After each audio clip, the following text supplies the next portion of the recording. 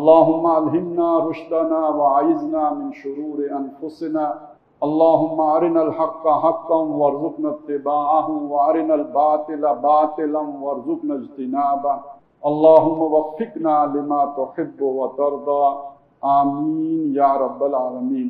نبی صلی اللہ علیہ وسلم کا ایک قول مبارک آپ کو سنانا چاہتا ہوں کہ آپ نے فرمایا کہ اندیشہ ہے کہ لوگوں پر ایک ایسا زمانہ آ جائے گا یوشک ان یاتی علی الناس زمان لا یبقى من الاسلام الا اسمہ، اسلام میں اس کے نام کے سوا باقی کچھ نہیں، ولا یبقى من القرآن الا رسمہ، اور قرآن میں اس کے الفاظ کے سوا کچھ نہیں۔ ہم 15ویں صدی میں ہیں، اور پرانے علماء کی کتابیں اگر آپ پڑھیں تو انہوں نے 14ویں صدی کو بڑے فتنے کے دور والی صدی قرار دیا، بڑے فتنے ہوں گے۔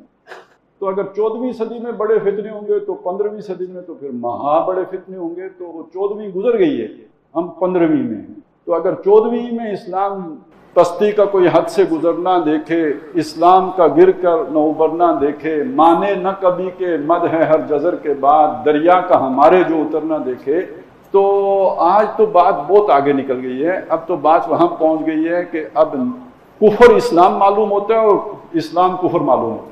یہ الفاظ بھی ایک حدیث سے مستعار ہیں کہ کیف بکم اذا رأیتم المعروف منکرا والمنکر معروفا، تمہارا کیا حال ہو جائے گا جب نیکی تمہیں برائی لگے گی اور برائی کو تم اچھائی سمجھو گے۔ تو آج حقیقت میں معاشرے کی صورتحال یہ ہو چکی ہے۔ میں اس تفصیل میں نہیں جانا چاہتا، میں آپ کے سامنے ایک اور تصویر رکھنا چاہتا ہوں۔ ہم کیا تھے، کیا ہیں؟ ہم کیا تھے وہ قرآن بتائے گا کہ اس طرح اللہ نے تمہیں ایک درمیانی امت بنایا ہے۔ اب اس درمیانی کے دو معنی علماء اکرام نے کیے ہیں کہ درمیان میں وہ شے ہوتی ہے جو بہترین ہوتی ہے، خیر الامور اوسطھا، تمام معاملات کا بہترین ان کا وسط ہوتا ہے۔ تو تم امت وسط ہو، یعنی بہترین امت ہو۔ اور یہ مفہوم بھی قرآن مجید کی دوسری آیت کے قریب تر ہے جس میں فرمایا کنتم خیر امت، تم بہترین امت ہو۔ لیکن ایک اور مفہوم بھی بیان کیا گیا ہے، اور وہ مفہوم یہ ہے کہ تم درمیانی واسطہ ہو۔ کیا مطلب؟ اللہ کا ایک پیغام ہے جو انسانوں کے لیے ہے، اس پیغام کا درمیانی واسطہ تم ہو۔ اللہ نے اپنا پیغام اپنے رسول کے ذریعے تم تک پہنچا دیا ہے، اب باقی نوع انسانی تک وہ اللہ کا پیغام پہنچانا تمہاری ذمہ داری ہے۔ تم درمیانی کڑی ہو، درمیان کا واسطہ ہو، ایک معنی یہ بھی کیا گیا۔ اور جو یہ خود آیت ہے، اس آیت کے مفہوم کے قریب تر یہ معنی ہے، اسی طرح ہم نے تمہیں درمیانی امت بنایا تاکہ رسول تم پر گواہ ہو جائیں، وہ اللہ کا پیغام جو لے کے آئے ہیں اس کی شہادت تمہارے اوپر قائم کر دیں، اور تم اس شہادت کو ساری نوع انسانی کے اوپر قائم کر دو۔ یہ جو مقام ہے نا، محمد الرسول اللہ مصطفیٰ ہیں یا نہیں ہے؟ احمد مجتبی، محمد مصطفیٰ، بہت لوگوں کو نہیں پتا، یہی شان اس امت کی بھی ہے۔ وَاجْتَبَاكُمْ، سورہ حج کے آخر میں آیا، اس اللہ نے تمہیں بھی چنا ہے، جیسے محمد الرسول اللہ کو چنا ہے تمہیں بھی چنا ہے۔ وَاجْتَبَاكُمْ، اور سورہ فاطر میں فرمایا ثُمَّ أَوْرَثْنَا الْكِتَابَ الَّذِي نَصْطَفَيْنَا مِنْ عِبَادِنَا، پھر ہم نے اس کتاب کا وارث کر دیا اپنے بندوں میں سے ان کو جن کو ہم نے چن لیا۔ آج قرآن کا وارث یہود ہیں، نصارہ ہیں، کوئی لبرل ہیں، کوئی سیکولر ہیں، یا محمد الرسول اللہ کے نام لیوا ہیں۔ پیغام کس کے پاس ہے؟ یہ جو درمیانی امت ہے اس کے پاس پیغام ہے۔ تو یہ امت مجتبی بھی ہے، یہ امت مصطفیٰ بھی ہے۔ ایک مقام ہے اس امت کا، بہت بڑا اونچا مقام ہے۔ دیکھیے یہ وہ مقام ہے کہ اللہ کا یہ پیغام لے کے حضرت جبریل چلے ہیں۔ جبریل کا کیا مقام ہے فرشتوں میں؟ پیغام رساں فرشتہ، تمام فرشتوں سے افضل ہے، اور یہ پیغام پہنچا محمد رسول اللہ تک صلی اللہ علیہ وسلم، آپ تمام نبیوں سے اونچے ہیں، اور آج اس پیغام کے امین ہیں ہم مسلمان، ساری امتوں میں بہترین ہیں۔ سمجھ آئی میری بات کی؟ تو اللہ کے ہاں ہمارا مقام یہ بنتا ہے۔ بہت سی آیات ہیں قرآن مجید کی، بہت سی احادیث ہیں، 3-4 گھنٹے لگائے جا سکتے ہیں اس بات پر جو میں نے ابھی تک آپ سے کر دی، تو ضرورت نہیں ہے، میرا خیال ہے بات سمجھ میں آ گئی ہے، تو اس پر مزید ردے چڑھانے کی ضرورت نہیں، یعنی ہم بہترین امت ہیں۔ اچھا اب دوسری طرف دیکھیں تو ہماری حالت کیا ہے؟ یہاں تک بات بڑی میٹھی تھی، اب بات آ گئی ہے تلخ۔ ہم سے گھٹیا امت یہودی، ضربت علیہم الذلہ والمسکنہ وباؤوا بغضب من اللہ، قرآن تو یہ بتاتا ہے ان پر اللہ نے ذلت تھوپ دی ان پر اللہ نے مسکنت، کمزوری، مسکینی طاری کر دی اور یہ اللہ کا غضب کما کے لوٹے۔ نصارہ ہیں، ان کو بھی اللہ نے رندہ درگاہ کر دیا۔ باقیوں کا کہنا ہی کیا، کوئی مشرک ہے، کوئی جو ویسے ہی اللہ ہی کو نہیں مانتا، ان کو تو کوئی تہذیب بھی نہیں، تمدن، کوئی روشنی نہیں ان کے پاس۔ یہی تین امتیں ہیں نا حامل کتاب، ایک انجیل والے، ایک تورات والے، ایک قرآن والے۔ تو ان میں سے انجیل والے بھی اللہ نے رد کر دیے، تورات والے بھی رد کر دیے، بہترین امت آپ کو قرار دے دیا۔ اور دنیا میں حالت یہ ہو گئی کہ وہ جو گھٹیا ترین ہیں وہ آج دنیا میں عزت سے۔ اسرائیل کو دیکھ لیں، یہودیوں کو دیکھ لیں، عیسائی ممالک کو دیکھ لیں، ہندوؤں کو دیکھ لیں، اور مسلمانوں کی ساری دنیا میں درگت بن رہی ہے۔ کوئی عزت نہیں ہے، کوئی حیثیت نہیں ہے۔ یعنی دنیا کے دیکھیں نا، یہ مسجد ہے، اس مسجد کے کچھ فیصلے ہوتے ہیں، آپ نے فیصلہ کیا مجھے بلائیں گے، تو کچھ لوگوں نے بیٹھ کے مشورہ کیا نا، وہ اس مسجد کے صاحب اختیار لوگ ہیں جنہوں نے فیصلہ کیا۔ اسی طرح دنیا کے بھی تو فیصلے ہوتے ہیں نا، وہ فیصلے بیٹھ کے کہیں مسلمان کرتے ہیں، یا جہاں وہ فیصلے ہوتے ہیں وہاں مسلمانوں سے کوئی پوچھتا ہے کہ بھائی صاحب آپ کی کیا رائے ہے؟ کوئی گھاس ہی نہیں ڈالتا۔ اور فیصلے کیا ہوتے ہیں؟ فیصلے یہ ہوتے ہیں کہ عراق کو تباہ کر دو، فیصلے کیا ہوتے ہیں؟ افغانستان کو تباہ کر دو، فیصلے کیا ہوتے ہیں؟ لیبیا کا ستیہ ناش پھیر دو، شام کی درگت بنا دو، چمڑا اتار دو۔ اور اب ہماری باری بھی لگ گئی ہے۔ حالات بتا رہے ہیں کہ جو افغانستان کے ساتھ ہوا، جو عراق کے ساتھ ہوا، وہ تلا کھڑا ہے ہمارے اوپر بھی۔ اس کو چھوڑیے، دنیا کو ایک طرف رکھیے۔ میں آپ کے سامنے سوال یہ رکھنا چاہتا ہوں کہ ہمارا رب علی کل شیء قدیر ہے یا نہیں؟ اس کے اذن کے بغیر کائنات میں پتا بھی جنبش کر سکتا ہے؟ نہیں۔ ہم اگر عزت والے ہیں تو بے عزت کیوں ہیں؟ اللہ بے بس ہو گیا؟ نعوذ باللہ من ذالک، ایسا تو ہو نہیں سکتا۔ یہ یہودی، یہ شیطان، یہ اللہ سے زیادہ طاقتور ہو گئے ہیں؟ یہ ہو نہیں سکتا۔ تو پھر اللہ ہماری مدد کیوں نہیں کرتا؟ ایک فرق نوٹ کیجئے، دیکھیے حضرت حسین رضی اللہ تعالیٰ عنہ بھی شہید ہو گئے، لیکن عزت پہ تو کوئی فرق نہیں آیا۔ عزت تو ان کی آج بھی ہے۔ یزید کی عزت نہیں ہے، حضرت حسین کی عزت ہے۔ لیکن ہماری یہ عزت بھی نہیں ہے نا، مر کے بھی عزت نہیں ہے، ذلت ہی ہے۔ عزت کی موت بھی نہیں ہے، نہ عزت کی زندگی نہ عزت کی موت۔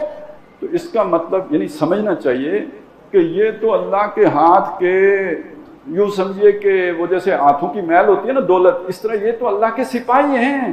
کون؟ یہ جو ہمیں پیٹ رہے ہیں، جو ہمیں مار رہے ہیں، ہم اصلاً اللہ کے مجرم ہیں۔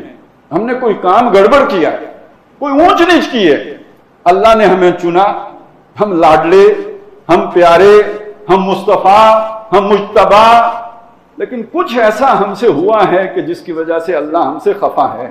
تو یہ سمجھ لیجئے کہ جن کو اللہ تعالیٰ یہ مقام دیتا ہے نا، تو ان کی بعض پرس بھی ذرا باقیوں کی نسبت سخت ہوتی ہے۔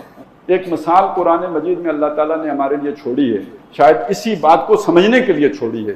اللہ کے نبیوں میں سے، اللہ کے رسولوں میں سے ایک رسول حضرت یونس علیہ السلام، نام سنا ہوگا آپ نے، اور ان کا قصہ بھی سنا ہوگا کہ وہ مچھلی کے پیٹ میں چلے گئے تھے۔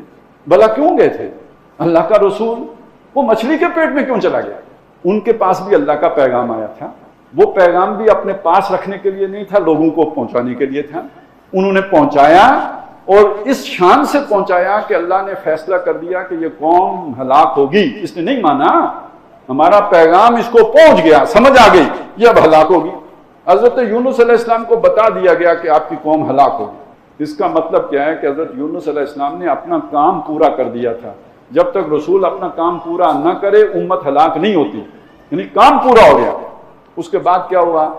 ہوتا یہ ہے جیسے کوئی بھی پولیس آفیسر اپنی جگہ نہیں چھوڑ سکتا جہاں اس کی ڈیوٹی لگی ہو، کوئی فوجی اپنا مورچہ نہیں چھوڑ سکتا، کوئی ڈپٹی کمشنر اپنا ضلع نہیں چھوڑ سکتا، اللہ کا رسول بھی اپنی جگہ نہیں چھوڑ، وہ بھی اپوائنٹڈ ہوتا ہے نا، مامور من اللہ ہوتا ہے نا، تو کسی ایریا کے لیے مامور ہوتا ہے، وہ اپنا ایریا نہیں چھوڑ سکتا جب تک کہ اللہ کی طرف سے اجازت نہ آئے۔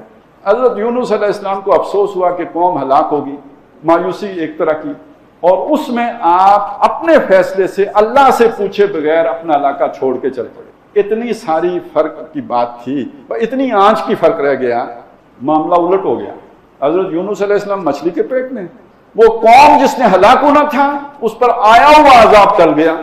بات سمجھ میں آ جائے گی؟ یہ قرآن تھا اس ساری دنیا تک پہنچانے کے لیے۔ ہمارے پاس اللہ کی امانت، ہم چنیدہ کہ ہم نے یہ پیغام لوگوں تک پہنچانا ہے۔ اگر ہم پہنچاتے اللہ ہمیں عزت دیتا اور باقیوں کا ہمارا خادم بناتا، ہم نے نہیں پہنچایا، بات الٹ ہو گئی، ہم تکلیف میں، ہم اذیت میں، ہم ذلت میں، ہم رسوائی میں، اور وہ ہمارے اوپر سوار۔ ایک عالم دین گزرے ہیں، وہ اس کیفیت کو یوں بیان کرتے تھے کہ وہ کہتے اپنے علاقے کا بتاتے تھے، مولانا امین حسن اصلاحی کا نام شاید آپ نے ان کے بارے میں یہ بات ہے کہ وہ فرماتے تھے کہ ہمارے علاقے میں جب کسی زمیندار کو کوئی سزا دینی ہو تو اسے کہتے تھے کہ اس کو گاؤں کے کسی جو کمی ہے نا اس سے تھپڑ مرواؤ، یعنی ایک تو تھپڑ کی ضرب کیا ہے وہ تو چلی جائے گی، لیکن کس کا ہاتھ پڑا ہے نا یہ کبھی زخم نہیں بھرے گا۔ تو اللہ تعالیٰ نے جن کو مردود کر دیا تھا ان کو ہمارے سروں پہ سوار کر دیا، تو یہ کس جرم کی سزا ہے؟ اللہ کے پیغام سے بے وفائی کرنے کی سزا ہے۔ دیکھیں دنیا میں ہم نے کوئی کسر نہیں چھوڑی، ہم نے اپنے بہترین محلات بنائے ہیں، بہترین ہاؤسنگ سوسائٹیاں بنائی ہیں، بہترین کیریئر بنائے ہیں، دنیا کو ہم نے جناب رستے لکھ دیے ہیں۔ ٹھیک ہے امریکہ زیادہ جو ہے وہ ترقی یافتہ ہے، لیکن ہمارے لوگ امریکہ بھی تو پہنچے ہیں، ہمارے لوگ ان کے اداروں میں بھی جا کے اعلیٰ خدمات سر انجام دے رہے ہیں۔ ایسا نہیں ہے کہ ہمارے اندر ٹیلنٹ نہیں ہے۔ مسئلہ کیا ہوا؟ مسئلہ صرف اتنا ہوا کہ جب ہم نے اللہ سے بے وفائی کی تو دنیا نے پھر ہمیں اپنی بوٹوں کی نوک پہ رکھ لی۔ مچھلی کے پیٹ کے گھٹن شاید وہ بھی بہت سخت گھٹن ہوگی، تو یہ گھٹن کون سی کم ہے؟ روز جیتے ہیں روز مرتے ہیں۔ یہ جو بات میں نے آپ کے سامنے رکھ دی ہے یہ صرف میری بات نہیں ہے، قرآن مجید نے یہ بات بہت پہلے بتا دی تھی۔ اب اللہ تعالیٰ اگر کسی کو ترقی دے گا تو قرآن کے ذریعے سے دے گا، تو ذلیل کرے گا تو قرآن کے ذریعے سے ذلیل کرے گا۔ ان ھذا القرآن یہدی للتی ہی اقوم، بے شک یہ قرآن ہے جو رہنمائی کرتا ہے اس رستے کی طرف جو سب سے زیادہ سیدھا ہے۔ جو سیدھے پہ چلے گا تو وہ جلدی منزل پہ پہنچے گا، عزت تک جائے گا۔ وَلِلَّهِ الْعِزَّةُ وَلِرَسُولِهِ وَلِلْمُؤْمِنِينَ، تو عزت تو اس کا حق ہوگا۔ اسی کی جو ہے وہ تشریح کی تھی حضرت عمر رضی اللہ تعالیٰ عنہ نے کہ ان اللہ یرفع بہذا الکتاب اقواما ویضع بہ آخرین، بے شک اب اللہ تعالیٰ اس کتاب ہی کے ذریعے سے قوموں کو ترقی بھی دے گا اور اس کتاب کو چھوڑنے کے نتیجے میں ذلیل و خوار بھی کرے گا۔ یہ جو ہماری ذلت و رسوائی ہے یہ آج کی نہیں ہے، یہ 200 300 400 سال سے۔ لہٰذا امت کے اندر جتنے بھی امت کے بہی خواہ پیدا ہوئے ہیں انہوں نے غور کیا ہے کہ ہم کیوں، آپ نے وہ اگر تبلیغی جماعت کا وہ جو نصاب ہے تبلیغی نصاب، اس میں بھی ایک چیپٹر ہوتا تھا موجودہ پستی کا واحد علاج، تو پستی تھی نا جس کا علاج انہوں نے کوئی تجویز کیا ہے۔ آج کل کہتے ہیں کہ وہ تبلیغی نصاب میں شامل نہیں ہے، لیکن جو پرانا تبلیغی نصاب ہے اس میں آپ کو وہ مل جائے گا، موجودہ پستی کا واحد علاج، اور اس میں انہوں نے وجہ بتائی ہے، اور وجہ یہ بتائی ہے کہ یہ امر بالمعروف اور نہی عن المنکر کو جو چھوڑ دیا ہے نا اس کا نتیجہ یہ نکلا ہے کہ ہم ذلیل و خوار ہوئے ہیں، اور اس پر واپس آئیں گے تو عزت ملے گی، نہیں تو نہیں۔ انہوں نے یہ نتیجہ نکالا۔ ابوالکلام آزاد اپنے وقت میں انہوں نے بھی سوچا امت کی اس زبوں حالی پر، تو وہ اس نتیجے پہ پہنچے کہ اس کا سبب یہ ہے کہ مسلمانوں نے قرآن مجید کو چھوڑ دیا، تو اس کے نتیجے میں یہ پستی ان کا مقدر ہو گئی۔ علامہ اقبال، ان کا شعر آپ نے سنا ہوگا، وہ معزز تھے زمانے میں مسلمان ہو کر اور تم خار ہوئے تارک قرآن ہو کر، یہی بات جو میں نے کہی وہ علامہ صاحب بھی فرما رہے ہیں۔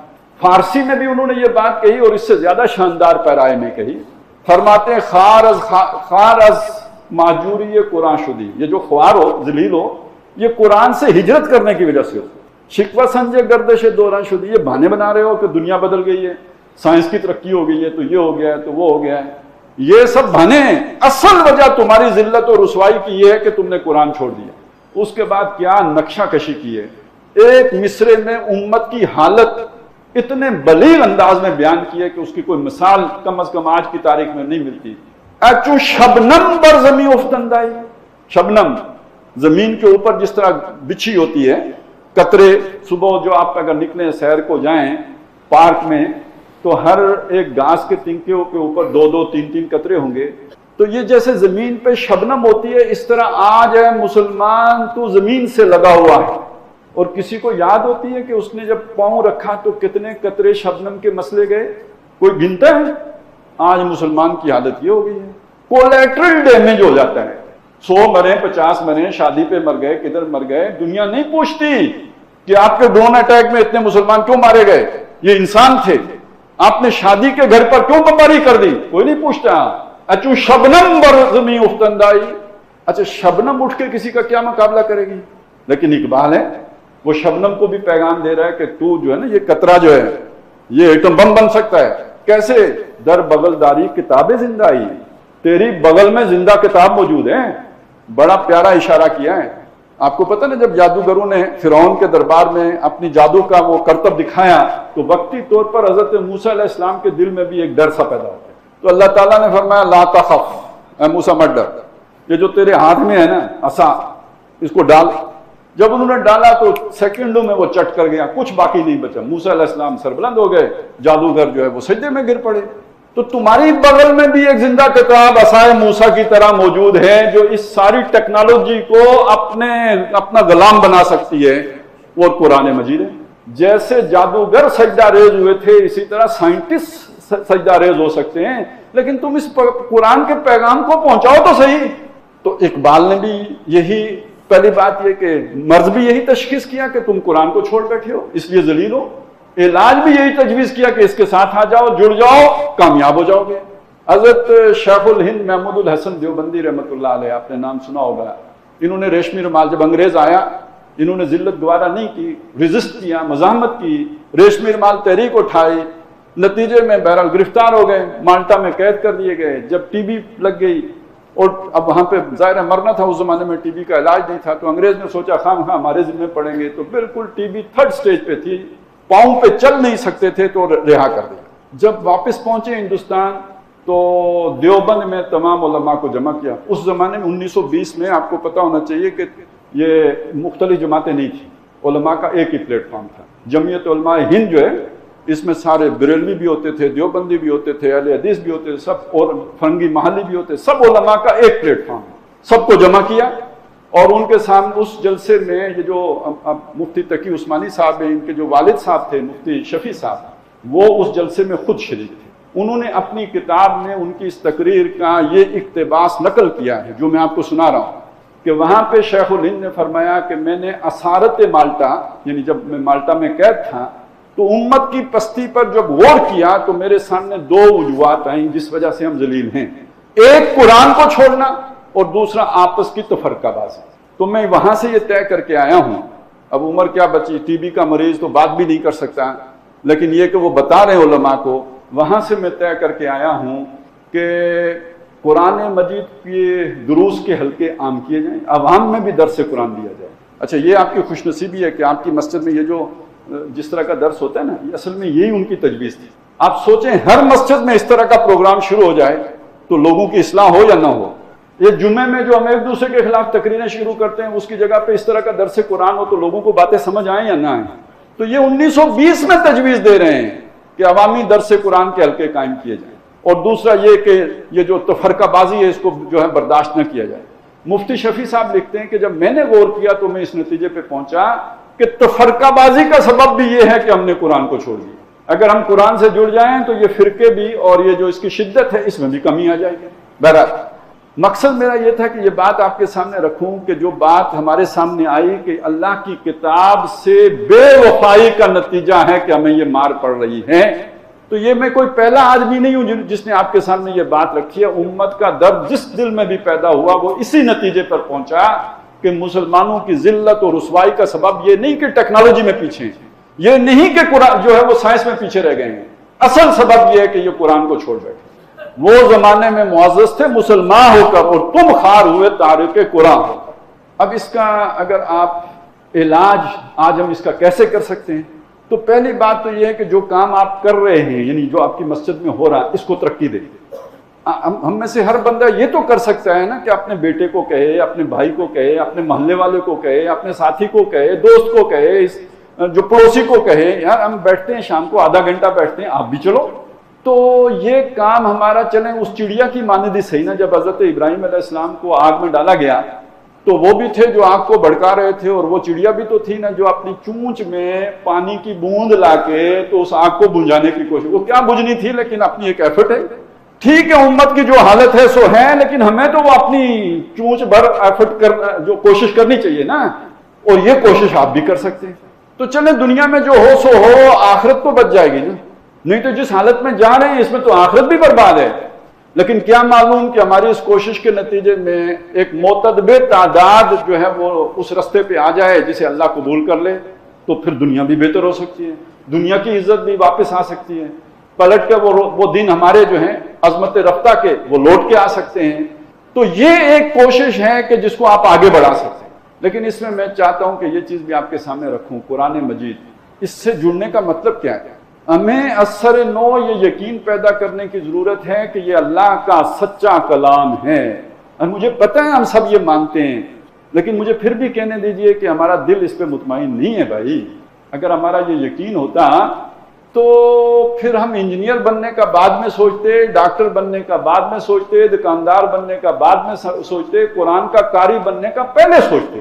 ہمارا عمل بتا رہا ہے کہ ہمارا یہ یقین اس پر اس طرح کا نہیں ہے. تو پہلی بات تو وہ یقین دوبارہ پیدا کرنے کی. یہ اللہ کا کلام ہے، اس میں کسی شوشے کا فرق نہیں ہوا ہے. جیسے لوح محفوظ میں تھا ویسے ہمارے پاس پہنچا ہوا ہے. ہماری دنیا اور آخرت کی فوز و فلاح اس کے ساتھ جڑی ہوئی ہے. یہ اللہ کی رسی ہے جو آسمان سے زمین تک تنی ہوئی ہے. جیسے کہیں آپ جب کوئی آگ لگ جائے، ریسکیو کرنا ہو، کسی کو نکالنا ہو، کیسے نکال؟ رسا ڈالا، جس نے رسا پکڑ لیا وہ بچ جائے گا، جو نہیں پکڑے گا وہ جل جائے گا. یہ دنیا میں ایک عذاب آیا ہوا ہے، بچے گا وہ جو اس رسی کو پکڑ لے گا. اس کا ایک سرا تمہارے ہاتھ میں ہے، دوسرا سرا اللہ کے ہاتھ میں. یہ یقین کہ بچت اب اس کے ساتھ ہے. سورہ کاف میں اللہ تعالیٰ نے اصحاب کاف کا ذکر کرنے کے بعد نبی صلی اللہ علیہ وسلم کو جو حکم دیا، خلاصہ یہ یعنی پورا واقعہ سنایا، اب اس کا سبق نکال کے پیش کیا. سبق کیا ہے؟ سبق یہ ہے کہ وَاتْلُ مَا أُوحِيَ إِلَيْكَ مِن کِتَابِ رَبِّكَ. اے نبی، جن حالات سے وہ اصحاب کاف دو چار تھے، غار میں جا کے انہوں نے پناہ لی تھی، مکے میں وہ حالات آپ کے بھی بن گئے، جان پر بن گئی ہے. یہ تل گئے ہیں آپ کی جان لینے کا. تو آپ تلاوت کیجئے اس چیز کی جو آپ پر آپ کے رب نے نازل کی ہے، وحی کی ہے، اس کی تلاوت کیجئے. وَلَن تَجِدَ مِن دُونِهِ مُلْتَحَدًا. اس کے سوا آپ اپنے لیے کوئی پناہ گاہ نہیں پائیں. سمجھ آئی؟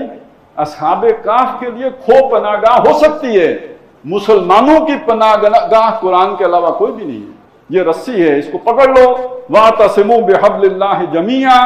یہ آپ کے نجات کا اور بچت کا اور بچاؤ کا اور ہر مصیبت سے نکلنے کا راستہ یہ ہے. تو یہ یقین کامل ہونا، یہ علیحدہ ایک پوری محنت درکار ہے. میں اس پہ اور بس یہ صرف آپ کے سامنے ایک بات رکھ دی ہے. اگلی بات، اس قرآن مجید کو صرف ہم عشاء کے بعد سننے لیں، اس کو پڑھیں. مطلب ہم میں سے ہر آدمی کا 24 گھنٹے میں ایک معتدب وقت اتنا ہونا چاہیے کہ جو قرآن کے ساتھ بسر ہو. جو وقت قرآن کے ساتھ بسر ہو رہا ہے وہ اللہ کے ساتھ بسر ہو رہا ہے. اللہ کا کلام ہے. قرآن کا محض دیکھنا، ایک آدمی نہیں پڑھ سکتا، دیکھتا ہے وہ بھی ثواب ہے. اس کے حروف پر انگلی پھیرنا، اس کا بھی ثواب ہے، برکت بھی ہے. اس کا پڑھنا، ایک ایک حرف پر 10 نیکیاں ہیں. حرف پر، لفظ نہیں کہہ رہا ہوں، حرف پر. الف ایک حرف ہے، لام ایک حرف ہے، میم ایک حرف ہے، 30 نیکیاں تو یہ ہو گئی. ہر حرف پر 10 نیکیاں ہیں. اگلی بات یہ ہے، آپ ذرا سوچئے گا جو میں کہنے لگا ہوں. جو آدمی اسے سمجھ کر پڑھ رہا ہوگا اس کی نیکیوں کی مقدار کیا ہوگی. یہ تو صرف نہ سمجھ کے بھی جس نے صرف پڑھا ہے اس کی یہ نیکیوں کی تعداد ہے. جو سمجھ کے پڑھ رہا ہوگا اس کی نیکیوں کا کیا تصور ہے، کبھی سوچا؟ اور جو اس پر عمل کرنے والا بن جائے اس کا کیا مقام ہے. اور بہت سی احادیث کے مطالعے سے یہ چیز سامنے آتی ہے کہ نماز میں کھڑے ہو کر قرآن پڑھنے سے بڑا نیک عمل اور کوئی ہے ہی نہیں. کیا صدقہ، کیا روزہ، کیا نفلی عبادتیں، اس کے مقابلے میں کچھ نہیں ہے کہ جو قرآن آپ نے نماز میں کھڑے ہو کے پڑھا ہے. ہمیں تو وہی معلوم ہے جو ہم فرض نمازوں میں پڑھتے ہیں، لیکن یہ کہ اصل قرآن مجید تو ہوا جو آپ اپنے نوافل میں پڑھتے ہیں. جس کا مطلب ہے کہ پڑھنے کا ایک مطلب یہ بھی ہے کہ آپ قرآن کا کچھ حصہ یاد کریں پھر اسے اپنی نمازوں میں پڑھیں. یعنی میں کیا کہہ رہا ہوں کہ قرآن پڑھیں بھی لیکن قرآن کچھ نہ کچھ یاد بھی کرتے رہیں. ضروری نہیں کہ آپ پورے 30 پاروں کے حافظ بن جائیں، لیکن یہ تو ہو سکتا ہے نا کہ جسے آخری 10 صورتیں یاد ہیں وہ کوشش کرے میں 20 صورتیں یاد کر لوں. جسے 20 یاد ہے وہ کوشش کرے آخری پارہ یاد کر لوں. جسے آخری پارہ یاد ہے وہ کوشش کرے آخری منزل یاد کر لیں، سورہ بقرہ یاد کر لیں. آپ کو میری بات شاید عجیب لگے لیکن آپ شروع کریں تو ہو سکتا ہو جائے، آپ کی زندگی میں ہو جائے. سورہ بقرہ کیا چیز ہے؟ سورہ بقرہ جس گھر میں پڑھی جائے اس گھر میں شیطان بھاگ جاتا ہے. سورہ بقرہ، سورہ آل عمران جس کے بارے میں نبی صلی اللہ علیہ وسلم نے فرمایا جن کو ان صورتوں سے خاص محبت ہوگی آخرت میں جب حشر میں کوئی سایہ نہیں ہوگا، یہ 2 صورتیں 2 بدلیاں یا 2 پرندوں کی طرح ظاہر ہوں گی اور اپنے چاہنے والوں کے اوپر سایہ فگن ہو جائیں. تو پڑھنے کا ایک مطلب یہ ہے جو ہم تلاوت کرتے ہیں. پڑھنے کا ایک مطلب یہ کہ ہم قرآن مجید کو یاد کر کے نماز میں پڑھیں، اپنی نماز میں پڑھیں. یہ بھی پڑھنے کا مطلب ہے. اگلا معنی میں نے بتا دیا، پھر یہ کہ اس کی سمجھ بھی ہو تو کتنی اچھی بات ہے، کتنی بہترین بات ہے۔ آپ کو یہ سہولت حاصل ہے کہ آپ کی مسجد میں حضرت مولانا صاحب اتنی محبت رکھتے ہیں قرآن مجید سے، اگر کسی کی یہ چاہت پیدا ہوگی تو وہ یہاں پہ کوئی تھوڑے بہت قواعد بھی آپ کو پڑھا دیں گے، جس سے کچھ نہ کچھ آپ کو مشق بھی کرا دیں گے، جس سے سمجھ بھی آنے لگ جائے گی۔ اور یہ سارا کام اصل میں ہے کس لیے؟ تاکہ ہم قرآن مجید کے مطابق اپنا کردار استوار کریں۔ ظاہر ہے اگر قرآن کی سمجھ بھی ہے، پڑھتے بھی ہیں، عمل ویسا نہیں کرتے تو لما تقولون ما لا تفعلون، سمجھ تو شیطان کو بھی ہے۔ تو میں سمجھ کوئی بڑی بات نہیں ہے، ہمارا کردار بھی قرآن مجید کا عکاس ہو۔ نبی صلی اللہ علیہ وسلم کے بارے میں یہ بات آتی ہے نا، وہ مجسم قرآن تھے، قرآن الفاظ ہیں، حضور کا کردار قرآن ہے۔ حضرت عائشہ رضی اللہ تعالیٰ عنہ سے پوچھا گیا کہیں کہ حضور کا کیا عادتیں کیا تھیں، آپ کے اخلاق کیسے تھے، تو انہوں نے پوچھنے والے سے مڑ کے سوال کیا، تم قرآن نہیں پڑھتے؟ کان خلقہ القرآن، ان کے اخلاق وہی تھے جو قرآن ہے۔ یہ اگر ہو جائے تو نہ آپ پر جادو اثر کرے گا، یہ اگر ہو جائے تو نہ آپ کا کوئی دشمن آپ پر جو ہے وہ آپ پر غالب آ سکے گا، یہ اگر ہو جائے تو کوئی شیطانوں کے نہ آپ پر اثرات ہوں گے۔ آپ اللہ کی پناہ میں ہو، اور جس کے ساتھ آ کے اللہ کھڑا ہو جائے اس پر کون غالب آ سکتا ہے؟ ان ینصرکم اللہ فلا غالب لکم، اگر اللہ تمہارا مددگار ہو جائے کوئی تم پر غالب نہیں آ سکتا۔ وَإِن يَخْذُلْكُمْ، اور اگر اللہ تمہیں ذلیل کرنے پہ آ جائے تو فَمَن يَنصُرُكُمْ بعد، اس کے بعد کون ہوگا جو تمہیں غالب کرے گا اور تمہاری مدد کو آئے گا؟ اس کے بعد کوئی اللہ کے مقابلے میں کون آ سکتا ہے؟ آج اللہ ہمارا اس لیے مخالف ہوا ہے کہ ہم قرآن سے دور ہو گئے۔ قرآن سے اگر جڑ جائیں گے تو اللہ کی مدد ہمارے شامل حال ہو جائے گی۔ اچھا، قرآن کے کردار کی جب میں نے بات کی تو خیر وہ تھوڑی سی میں آپ کے سامنے وضاحت کر دوں کہ اس کا مطلب کیا ہوتا ہے۔ قرآن مجید جب ہم سمجھ کے پڑھیں گے تو ایک نتیجہ نکلے گا کہ دنیا حقیر ہو جائے گی، آخرت عزیز ہو جائے گی۔ دنیا حقیر ہو جائے گی، آخرت عزیز ہو جائے گی۔ دنیا کا لالچ آپ کے اندر سے نکل گیا، آپ طاقتور ہو گئے۔ بزدل آپ کو لالچ بناتا ہے، بزدل دنیا کی محبت بناتی ہے، بزدل آپ کے مفادات آپ کو بناتے ہیں۔ جب آپ ان چیزوں سے ماورا ہو گئے، آپ کو پر دنیا کی حیثیت پر ایک جیسی ہو گئی، مچھر کے پر جیسی ہو گئی، تو آپ کو کیا شے لٹنے کا ڈر ہے؟ مال جائے، اولاد جائے، اپنی جان جائے، آپ کو پرواہ نہیں، تو پھر کوئی کیسے آپ کو ڈرائے گا؟ پھر کیوں ذلیل ہوں گے آپ؟ سمجھ میں آئی نا بات؟ یہ کردار قرآن وہ بنا دیتا ہے کہ پھر ذلت تو نزدیک آ ہی نہیں سکتی، گردن کٹ سکتی ہے، جھک نہیں سکتی۔ یزید کی طاقت اپنی جگہ پہ، حسین کی جرت اپنی جگہ پہ۔ اقبال کا ایک بڑا پیارا شعر ہے کہ پرندوں کی دنیا کا درویش ہوں میں کہ شاہین بناتا نہیں آشیانہ۔ تو یہ شاہین اصل میں اقبال کو اس اعتبار سے ہم بڑا مس کوٹ کرتے ہیں۔ جب شاہین کا لفظ آتا ہے تو چیر پھاڑ، مار دھاڑ، وہ مطلب شاہین کوئی جیسے وہ خودکش بمبار ہو۔ اقبال نے شاہین کا جو بیان کیا ہے استعارہ، وہ اس معنی میں نہیں کیا، اس کی جو بے غرضی ہے اس کے معنی میں کیا کہ شاہین کو کوئی آشیانہ بنانے کی پرواہ نہیں۔ شاہین جو ہے وہ کوئی قصر شاہی کے گنبد پہ بسیرا نہیں کرتا، وہ چٹانوں، پہاڑوں کی چٹانوں پہ بسیرا کرتا ہے۔ یہ کریکٹر درکار ہے، یہ کریکٹر قرآن پیدا کرتا ہے اور کوئی نہیں پیدا کر سکتا۔ کوئی لیڈر یہ کریکٹر نہیں پیدا کرتا جو صرف قرآن پیدا کرتا ہے۔ اور اقبال نے اس طرف بھی اشارہ کیا ہے، وہی تیرے زمانے کا امام برحق جو تجھے حاضر و موجود سے بیزار کرے۔ مجھے وہ امام بتائیں جو آپ کو حاضر و موجود سے بیزار کرے سوائے قرآن کے۔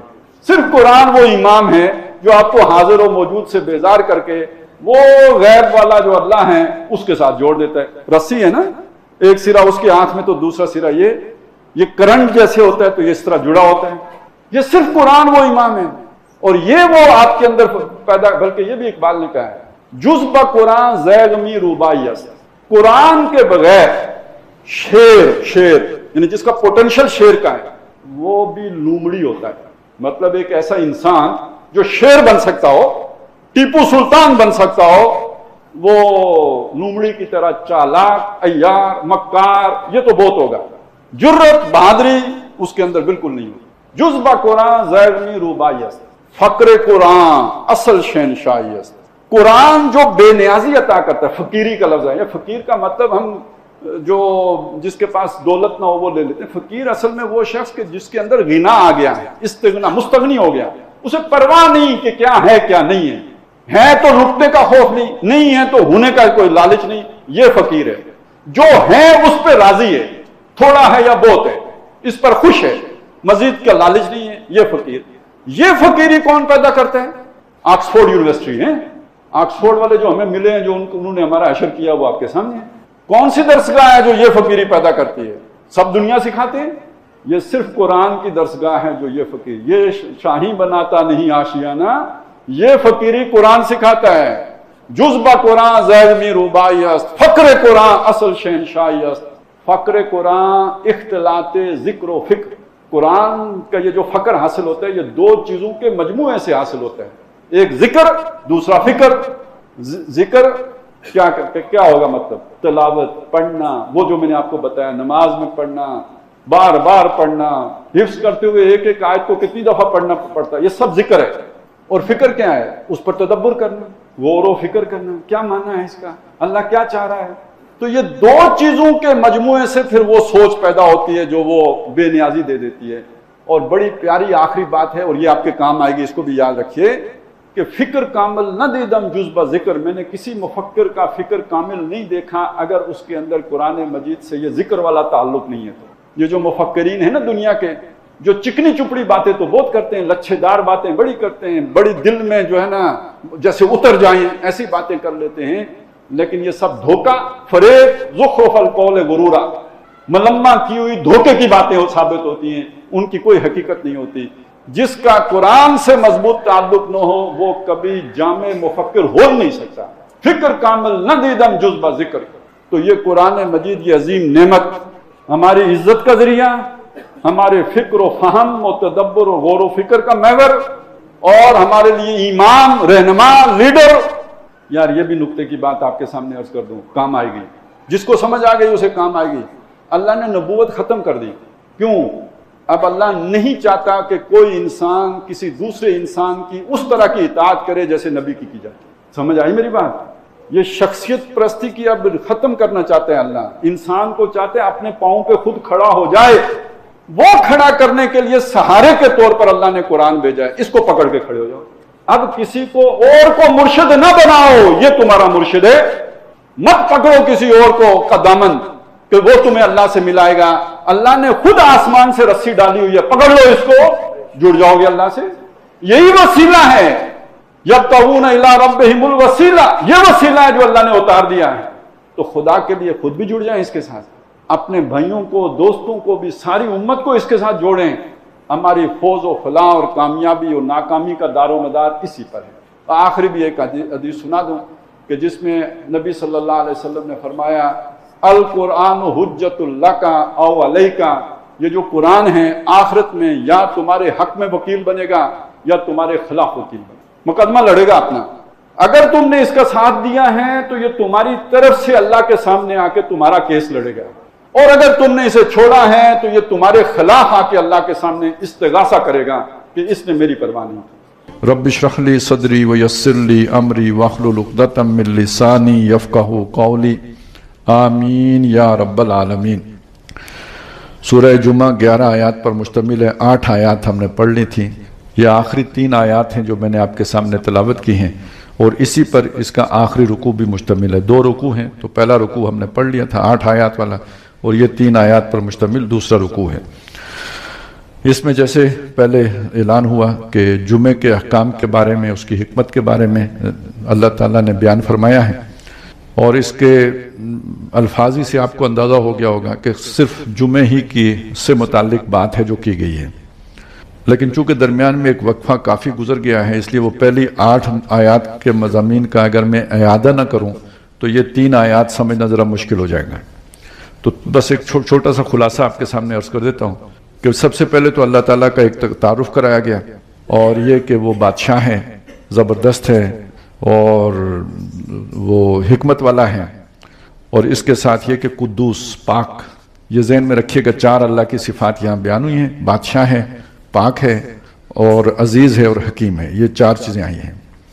اس کے بعد نبی صلی اللہ علیہ وسلم کے 4 امور جو آپ کے ذمہ لگائے گئے, 4 کام, ان کا ذکر آیا ہے.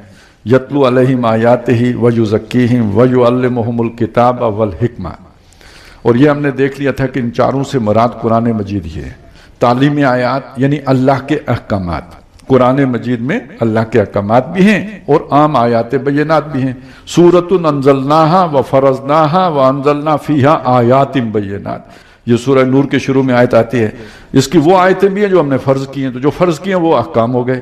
اور آیات بینات جیسے اللہ نور السماوات والارض مثل نورہ کمشک، جس میں اللہ تعالیٰ کے بارے میں ہمیں جو ہے نا پہچان کرائی گئی ہے، تعارف کرایا گیا ہے، تو وہ گویا اللہ کو پہچان کا جو ذریعہ بننے والی ہے. تو یتلو علیہم آیاتہ، اللہ کے احکام سناتے پڑھاتے ہیں، انہیں سکھاتے ہیں. یزکیہم، ان کا تزکیہ کرتے ہیں، اور وہ قدوس کے ساتھ، اس کا بادشاہ کے ساتھ اللہ کی آیات کا تعلق ہو گیا، احکام کا تعلق ہو گیا، اور اللہ کے پاک ہونے کے ساتھ تزکیے کا تعلق ہو گیا. اور یعلمہم الکتاب، اور یہ کتاب تو خاص طور پر کتب علیکم الصیام کتب علیکم القتال، وہ جو اللہ کے احکام ہیں ان کو ان کی تعلیم دینے کا مطلب کیا ہوا کہ اللہ نے تو حکم دے دیا نماز پڑھو، پڑھنی کیسے ہے محمد رسول اللہ سکھا رہے ہیں، اور حکمت یعنی ان کے فائدے کیا ہیں، ان کی حکمتیں کیا ہیں، ان کو فرض کیوں کیا گیا ہے، یہ بھی سکھاتے ہیں. تو جو اللہ کی 4 صفات آئی تھیں، یہ نبی صلی اللہ علیہ وسلم کے چاروں کام اس کے ذیل میں آ گئے. اللہ حکیم ہے تو حضور صلی اللہ علیہ وسلم حکمت کی تعلیم دے رہے ہیں. اللہ عزیز ہے، اس کے احکام سنا رہے ہیں. اللہ بادشاہ ہے، اس کے فرمودات پڑھ کے سنا رہے ہیں. اللہ قدوس ہے تو یہ بھی تزکیہ کر رہے ہیں. تو یہ تعلق جڑ گیا. اس کے بعد یہ بتایا گیا کہ جو پہلے آ چکا تھا کہ رسول تو ہم نے بھیجے امیین میں، لیکن اگلی بات یہ بتائی کہ یہ آخرین سب کے لیے بھی رسول ہیں، وہ بھی انہی میں شامل سمجھے جائیں گے جب آپ پر ایمان لا کر آپ کے طریقے کو اختیار کر لیں گے. تو اب 2 چیزوں کا مجموعہ ہو گیا، ایک طرف اللہ، دوسری طرف رسول، اور رسول کے ساتھ جڑ گیا اللہ کا کلام، اللہ کی کتاب. آگے مزید جو بات آئی وہ یہ کہ تم سے پہلے بھی تو ایک منصب کسی کو دیا گیا تھا، اور وہ کون تھے؟ وہ یہودی تھے، انہیں تورات دی گئی تھی. تو اس تورات کی ان کے اوپر ذمہ داری تھی. جیسے محمد رسول اللہ صلی اللہ علیہ وسلم کو قرآن دیا گیا تو ان کی ذمہ داری ہے یتلو علیہم آیاتہ ویزکیہم ویعلمہم الکتاب والحکمہ. تو اسی طرح کی ذمہ داری یہ پہلے جو ہے وہ پہلی امتوں پر بھی تھی. تو موسیٰ علیہ السلام تو ان تک پہنچا کے چلے گئے، لیکن بعد والوں نے اسے نہیں اٹھایا. مثل الذین حملوا التوراۃ ثم لم یحملوها. اسی طرح کا معاملہ اپنے اوپر بھی رکھ لو کہ محمد رسول اللہ نے تو تم تک پہنچا دیا صلی اللہ علیہ وسلم، اور تمہیں اللہ نے بہت بلند مقام دے دیا. اب اگر تم نے وہ اس مثال کو سامنے نہ رکھا اور وہی حرکت کی جو انہوں نے کی ہے، تو جو برائیاں ان میں پیدا ہوئی تھی وہ تم میں بھی پیدا ہوں گی. تو آخر میں جا کے بات یہ آئی تھی کہ ان سے کہہ دیجئے کہ موت وہ شے ہے جس سے تم بھاگتے ہو. آج وہ کیفیت ہماری ہو گئی ہوئی ہے. اور دوسری چیز یہ، وہ جو وہن کی جو بیماری پیدا ہونے کا سبب جو بیان کیا گیا ہے، دنیا کی قومیں تم پر ٹوٹ پڑیں گی، مارنے کو دوڑیں گی، تو وجہ کیا ہوگی؟ تمہیں ایک بیماری لگ جائے گی. بیماری کیا ہے جی؟ وہن کی بیماری ہے. وہ کیا ہے؟ حب الدنیا و کراہیت الموت. آج وہ کام مسلمانوں کے ساتھ ہو گیا ہوئے. انہی یہودیوں کے مقابلے میں سارے مسلمان ممالک جو ہے جا کے ٹرمپ کے گھٹنوں میں بیٹھ جاتے ہیں کہ جی جو معاہدہ آپ کرا دیں، کوئی امن کا معاہدہ ہو جائے، موت سے کسی طرح ہمیں بچا لو، باقی چلے جو ذلت ہو جائے، رسوائی ہو جائے، اس کی خیر ہے. یہی صورت بن گئی ہے نا ہمارے سامنے، پوری دنیا کا نقشہ سامنے ہے. سارے مسلمان ایک صف میں کھڑے ہو کے ٹرمپ کے آگے اس لیے کھڑے ہو گئے کہ بھئی یہ موت سے کسی طرح بچا لو ہمیں. بڑی حکمت آج ہماری کیا ہے جی؟ بچا لیا، ملک بچا لیا، موت سے بچ گئے، یہ ہو گیا وہ ہو گیا. یہ ہے اصل میں یہ بیماری، اس سے کتاب چھوڑنے کے نتیجے میں یہ بیماری پیدا ہو جائے گی. یہ اصولی باتیں ساری آ گئی. اب آ گیا آخری جو ہم نے پڑھنا ہے، اس کا پہلے رکوع کے ساتھ تعلق کیا ہے؟ نبی صلی اللہ علیہ وسلم یہ کام مکہ میں بھی کر رہے تھے، نبی صلی اللہ علیہ وسلم یہ کام مدینہ میں بھی کر رہے تھے. ایک چھوٹی سی آبادی ہے، بستی ہے، اس کے اندر کام کر رہے ہیں، لیکن کام پھیل گیا ہے. جب کام پھیل گیا ہے تو اب سب لوگوں تک یہ یتلو علیہم آیاتہ ویزکیہم ویعلمہم الکتاب والحکمہ کا کام کیسے کیا جائے گا؟ اس کے لیے اللہ نے ایک ترتیب دی ہے. اس ترتیب کا نام جمعہ ہے، صلاۃ الجمعہ ہے. اور یہ ترتیب اب سمجھ لیں کیا ہے کہ دور دراز سے لوگ جو عام طور پر مسجد میں نہیں آ سکتے، بہت دور رہتے ہیں، وہ اس دن سے کو نکلیں، وہاں سے مسجد میں آئیں، جمع ہوں. جمع سے جمعہ ہے. دور دراز کی بستیوں کے لوگ ایک مرکزی مقام پر آ کے جمع ہوں، تاکہ اب دیکھیے رعایت کیا دی گئی ہے. رعایت یہ دی گئی ہے کہ ظہر پڑھتے ہو 4 رکعتیں، 2 رکعتیں کم کر دی ہیں ہم نے، اب 2 رکعتیں پڑھو گے. ان 2 رکعتوں کی جگہ پہ 2 خطبے سنو. ان خطبوں میں کیا ہوگا؟ یتلو علیہم آیاتہ ویزکیہم ویعلمہم الکتاب والحکمہ. وہ جو پہلے جا کے ایک ایک بندے کو سمجھایا جاتا تھا، اب ایک نظام دیا گیا ہے کہ اس نظام کے اندر وہ کام کیا جائے گا. اور یہ جو نظام ہے نا یہ صرف امت مسلمہ کے لیے نہیں ہے، یہ پہلی امتوں کے لیے بھی تھا. جیسے ہے نا کتب علیکم الصیام کما کتب علی الذین من قبلکم، تو یہ جمعہ ہم پر اضافی فرض کیا گیا، پہلے والوں پر نہیں تھا. نہیں، پہلے والوں پر اس سے زیادہ سخت تھا. یہ ہمیں معلوم ہے نا کہ عیسائیوں کا جو مبارک یا مقدس دن ہے وہ اتوار ہے، اور یہودیوں کا ہفتہ ہے، ہمارا جمعہ ہے. دعوے دار ہم تینوں کس کے ہیں؟ ابراہیم کے دین پر ہونے کے. تو جان لیجئے ابراہیم کے دین میں مبارک دن جمعہ ہی تھا. جیسے اور بہت سی باتیں یہودیوں نے بدل دی تھیں، اسی طرح انہوں نے بدل کے جمعے کو ہفتہ کر لیا. اللہ نے کہا ٹھیک ہے، اللہ نے درست نہیں کیا، غلطی انہوں نے خود کی، اللہ نے درست نہیں کیا. لیکن وہ جو بھی پروٹوکول تھا جو جمعے کا وہ ہفتے پہ چلا گیا. عیسائیوں نے ایک دن اور آگے بڑھا کے اتوار کر لیا. اب پروٹوکول کیا ہے، یعنی آداب کیا ہیں؟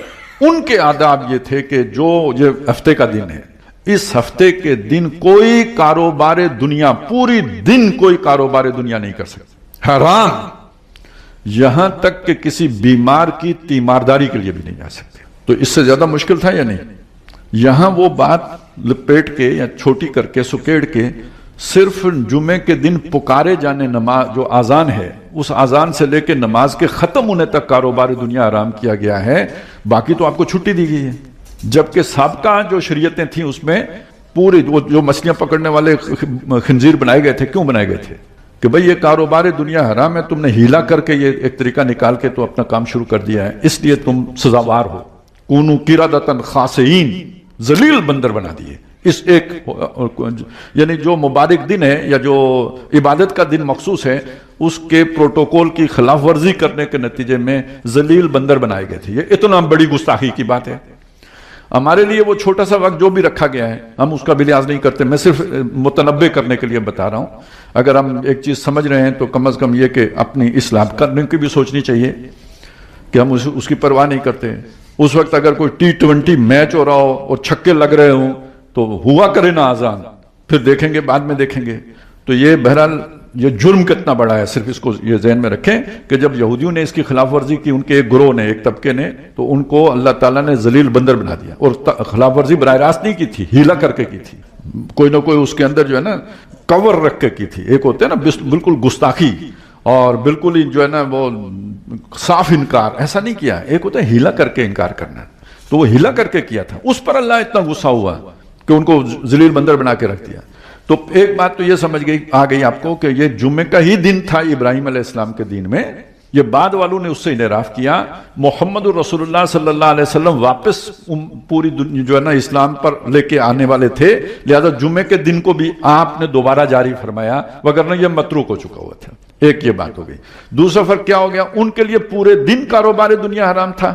ہمارے لیے اللہ تعالیٰ نے ایک تھوڑا سا وقت جو نماز جمعے کا ہے، آزان سے لے کے نماز ختم ہونے تک، اس کو جو ہے نا حرام رکھا ہوا ہے. اس میں کوئی کاروبار دنیا نہیں ہو سکتا. اس میں ایک چھوٹا سا اختلاف ہے، پہلی آزان سے یا دوسری آزان سے، میں اس میں نہیں پڑھتا، میں صرف آپ کو یہ بات بتا رہا ہوں. البتہ پسندیدہ یہ ہے کہ جمعے کے دن کوئی خاص طور پہ اس کا جو پہلا حصہ ہے، فجر سے لے کے نماز جمعہ کی ادائیگی تک، کوشش کی جائے کہ کوئی کام نہ رکھا جائے سامنے. کوئی اضافی اپوائنٹمنٹ ہوتا ہے نا، جی آپ فارغ ہیں، چلیں جی آج میرا کوئی کام نہیں ہے، یہ کام کر لیں گے. تو جمعے کے دن کو اس کام کے لیے نہ رکھیں. اگر آپ فارغ ہیں تو اسے دین کی عبادت اور اللہ سے لو لگانے کے لیے رکھیں. بہت سارے کام ہیں، آپ نے صفائی کرنی ہے، جسم کی صفائی کرنی ہے، نہانا ہے، نئے کپڑے پہننے ہیں، یہ کام ہے.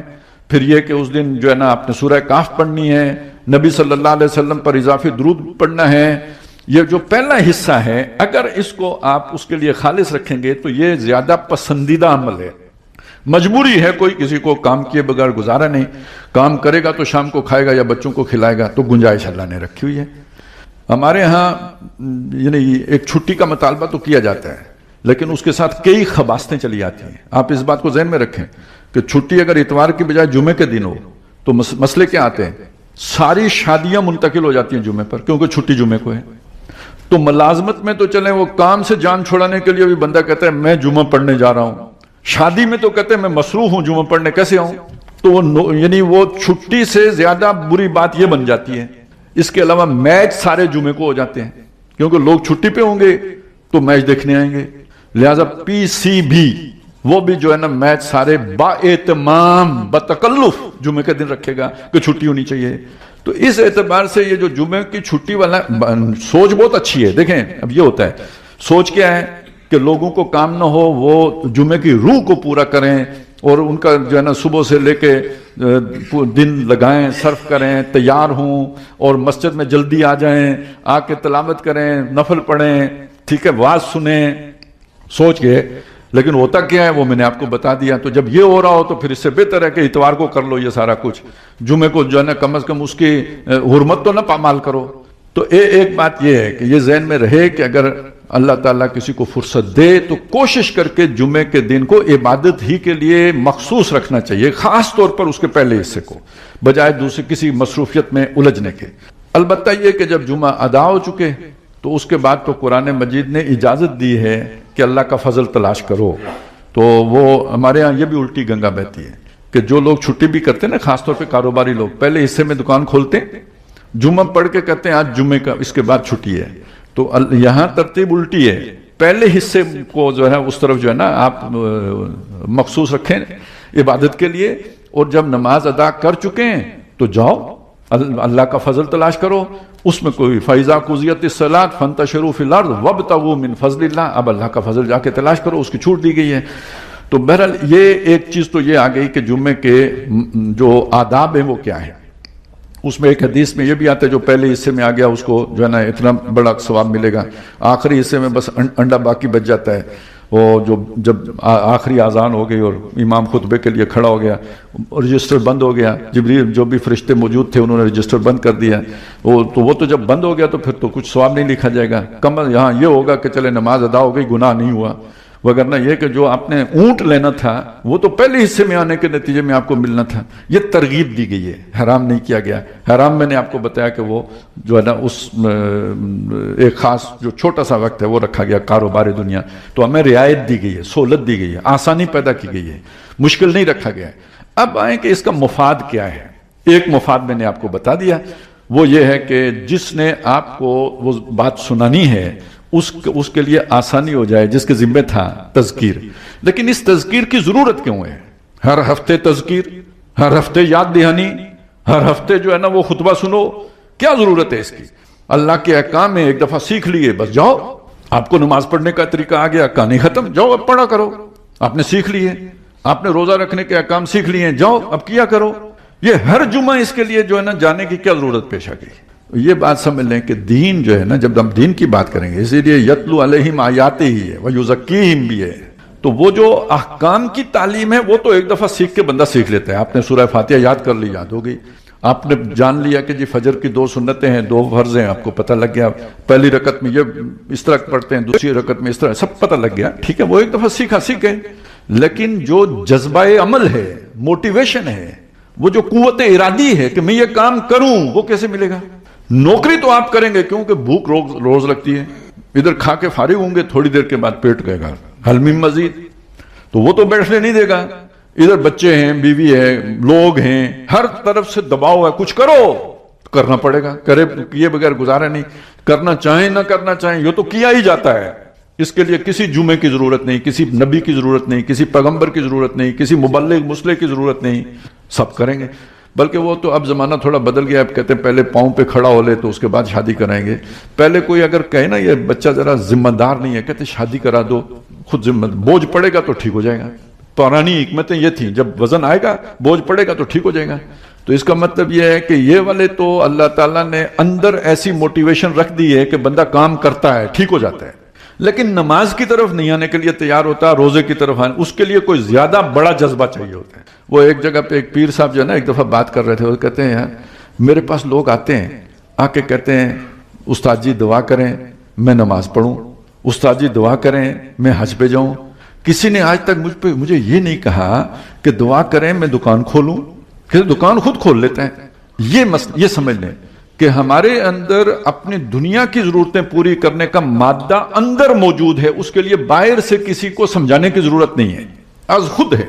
لیکن جو دین کے کام ہیں اس کی طرف آنے کے لیے جو جذبہ محرکہ وہ تحریک کے جو عمل پر آمادہ کرے وہ اندر موجود نہیں ہے.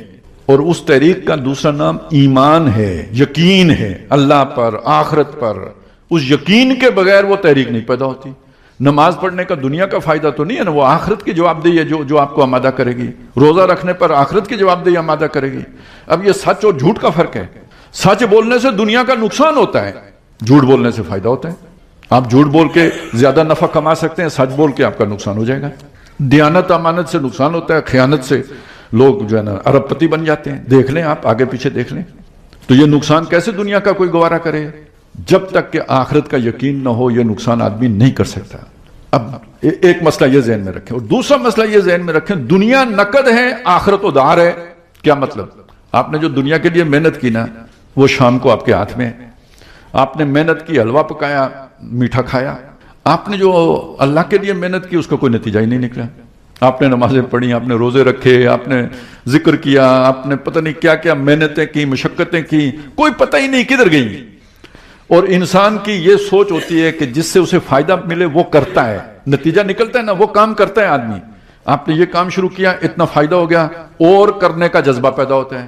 ایک کام شروع کیا، اس کا کوئی نتیجہ ہی آپ کے سامنے نہیں آیا تو جذبہ ماند پڑ جاتا ہے. اسی کو دوسرے اعتبار سے میں آپ کے سامنے رکھوں کہ دنیا کے اندر اللہ نے کشش بھی رکھی ہے، یہ اپنی طرف کھینچتی ہے، خود سے کھینچتی ہے. آخرت وہ اب ٹھیک ہے اللہ نے وعدہ کیا جنت ہوگی، اس میں یہ ہوگا، سب کچھ ہوگا، لیکن کس نے دیکھا؟ اور انسانی رویہ کیا ہوتا ہے؟ 9 نقد 13 ادھار. کیا مطلب؟ اگر نقدی 9 مل رہے ہوں نا، ادھار 13 مل رہے ہوں تو 9 لے لو 13 چھوڑ دو. یہ انسانی سوچ ہے، اس کی سمجھ ہے. تو اگر اس کو بار بار نہیں سمجھایا جائے گا کہ آخرت اہم ہے، آخرت اہم ہے، آخرت اہم ہے، روز لیکچر نہیں دیا جائے گا تو دنیا اسے اپنی طرف کھینچ لے گی. اس کے لیے تذکیر ضروری ہے، یاد دہانی. میں کون ہوں، میں کہاں سے آیا ہوں، میں کہاں جانے والا ہوں، جہاں اور مجھے کیوں بھیجا گیا ہے، میرے کرنے کے کام کیا ہیں، اور جہاں جاؤں گا وہاں مجھے کس چیز کے پوچھ ہوگی. یہ ہے ذکر، یہ ہے یاد دہانی، یہ ہے تذکیر. یہ کرتے رہنے کی شے ہے، کرتے رہنے کی شے ہے، کرتے رہنے کی شے ہے. نہیں تو غفلت طاری ہو جائے گی، دنیا خود اپنی طرف کھینچ لے گی، اس طرف سے آنکھ بند ہو جائے گی. یہ آنکھ کھولنی پڑتی ہے، بار بار کھولنی پڑتی ہے. اب آپ کو پوری بات سمجھ میں آ جائے گی. یہ 5 وقتہ نماز کا نظام بھی اسی کام کے لیے. جاؤ اپنے دنیا کا کام کرو، واپس آؤ اللہ کو یاد کرو. اقیم الصلاۃ لدلوک الشمس الی غسق اللیل وقرآن، یہ سب کیوں ہے؟ اقیم الصلاۃ لذکری، نماز قائم کرو میری یاد برقرار رکھنے کی. اس میں کھڑے ہو کے بار بار ابھی کام کر رہے تھے، آ گئے الحمدللہ رب العالمین الرحمن الرحیم مالک یوم الدین، آ گیا نا دن یاد. یہ ہے اصل میں یاد دہانی. عید بھی یاد کرو، ایاک نعبد و ایاک نستعین، مڑ مڑ کے یاد کرتے رہو. یہی سورہ فاتحہ ہر رکعت میں پڑھو. اس یاد دہانی کی اتنی ضرورت ہے. اور ایک بڑا دن بھی آ گیا، جمعے کا دن، اور اس جمعے کے دن یہ یاد دہانی اس سے بڑی سطح پر باقاعدہ ایک خطاب کے ذریعے سے کی جائے گی. اچھا میں نے آپ کو ایک بات ابھی تک بتائی ہے نا، یہ کہ اگر یہ یاد دہانی نہ ہو تو غفلت طاری ہو جائے گی، دل کے اوپر دوسری چیزوں کے اثرات زیادہ، دنیا کے اثرات زیادہ ہو جائیں گے. اس کا نام ہے منافقت، نفاق کا پیدا ہو جانا. اگلی صورت ہے ہی سورہ منافقون، اور حدیث میں بھی ہے جس نے 3 جمعے نہیں پڑھے نا اس کے اوپر نفاق کا اثر آ جائے گا. یہ نہیں کہ منافق ہو جائے گا، لیکن نفاق کا اثر اس کے اوپر آ جائے گا. وہ تذکیر نہیں ہوگی تو دل کے غافل ہونے کا امکان پیدا ہو جائے گا. یہ ہے جسے سمجھنے کی ضرورت. جمعے کا اصل مقصد یہ ہے، اور اس کا تعلق ہے قرآن مجید کے ساتھ. ہمارے ہاں اب کیا ہو گیا ہے وہ ایک علیحدہ کہانی ہے. وہ رہ گئی رسم اذاں روح بلالی نہیں رہی، فلسفہ رہ گیا تلقین غزالی نہ رہی، وہ ایک علیحدہ بات ہے، لیکن اس کی اصل سپرٹ یہ ہے. اچھا اب اسی میں ایک بات اور بھی سمجھ لیں پھر ہم ترجمہ کر لیں گے. آج کل آپ نے ایک بات سنی ہوگی کہ ہمارے حکمرانوں کو، ویسے تو کہتے یہ ہیں کہ ریاست کا کوئی مذہب نہیں ہوتا. بڑے بڑے دانشوروں سے آپ نے سنا ہوگا ریاست کا کوئی مذہب نہیں ہوتا. جی ریاست کا مذہب سے کیا لینا دینا. بدنصیبی ہے جو لوگ ایک طرف یہ بات کر رہے ہوتے ہیں وہی یہ بھی ہمیں کہتے ہیں کہ جمعے کا اہتمام تو ریاست کی ذمہ داری ہے، اور خطیب جو ہے نا وہ تو ریاست مقرر کرے گی، اور خطبہ تو وہ ہوگا جو حکمران بتائیں گے. سنا یہ دونوں باتیں ایک ہی جیسے لوگوں سے آپ سنتے ہیں. تو اس بات کو سمجھ لیجئے، جو ریاست نبی اکرم صلی اللہ علیہ وسلم نے قائم کی تھی، جسے صحابہ کرام نے برقرار رکھا، خلفائے راشدین کے دور میں برقرار رہی، اس کا تو نظام یہی ہے. اس میں خطبہ جمعہ کون ارشاد فرمائے گا؟ نبی صلی اللہ علیہ وسلم، اور خلیفہ یا جو بھی جہاں مسجد ہوگی خلیفہ کا جو نائب ہوگا، خلیفہ نے جسے مقرر کیا ہوگا وہ یہ کام کرے گا. اور اب اس کے 2 کام ہو جائیں گے، ایک تذکیر اور دوسرا اس زمانے میں میڈیا تو نہیں تھا نا, میڈیا کو 5واں ستون کہا جاتا ہے ریاست کا. کیوں؟ یہ کمیونیکیشن میڈیا ہے نا, اس حکمرانوں کی بات کو عوام تک یہ پہنچائے گی. اس زمانے میں یہ اس کے فورم مسجد تھی. کوئی ریاست کی پالیسی ہے, کوئی جو ہے نا وہ بات سمجھانی ہے, کہاں سمجھائیں گے, کب سمجھائیں گے, کیسے سمجھائیں گے؟ جمعے کو لوگ آئیں گے, بیٹھیں گے, اور خطیب جو ہے نا یا گورنر جو ہے یا جو بھی تحصیلدار ہیں وہ اپنی بات کرے گا. وہ سرکاری بات ہوگی, جو حکومت کی جو پالیسی ہے وہ لوگوں کے سامنے آ جائے گی. اسی طرح لوگوں کو کوئی اعتراض ہے, کوئی بات کرنی ہے, جیسے نہیں کچہری لگتی پبلک, وہ جو کچہریاں لگاتے